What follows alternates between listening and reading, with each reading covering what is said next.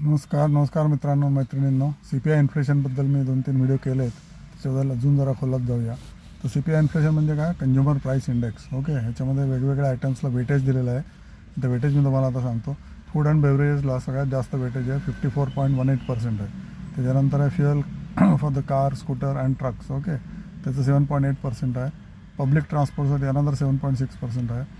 Health, hospital, pharma 6.8% आहे. Clothing 6.3, education 5.5, okay, personal care 4.25, house hold goods 3.75, पान tobacco 3%. परंतु यामध्ये हे टोटल मिळून 100% वेटेज आहे. पण याच्यामध्ये काय इन्क्लुडेड नाही आहे? House rent rise per 2 years जो होतो तो इन्क्लुडेड नाही आहे. Okay, spare parts for maintenance of assets हे इन्क्लुडेड नाही आहे.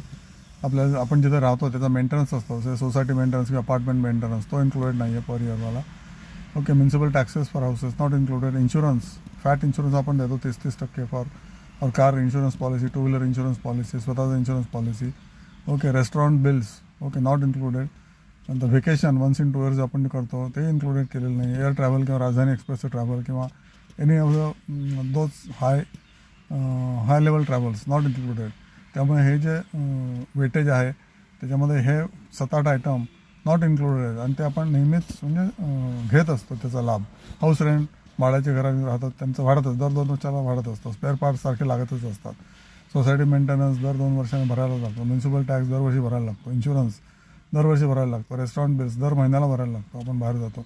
व्हेकेशन 1 in 2 years, ओके, आणि एअर ट्रॅव्हल ह्याच्यावर सगळ्यावर जे CPI इन्फ्लेशन वाढतं आहे ते याच्यामध्ये कव्हरच केलेलं नाही आहे. ओके, त्याच्यामुळे CPI इन्फ्लेशन हे ओन्ली फॉर द मिडिऑकर किंवा बिलो पॉवर्टी लाईन या लोकांना ॲप्लिकेबल आहे. ते आता जे वाढलं आहे किंवा जे कमी झालं आहे रादर गेल्या एका महिन्यामध्ये ते आपल्याला लागू नाही आहे. ओके, इन्फ्लेशन CPI इन्फ्लेशन वाढतंच आहे आणि per year CPI inflation typically 7.2% आहे based on the government data for which I have just read the weights, okay, of that.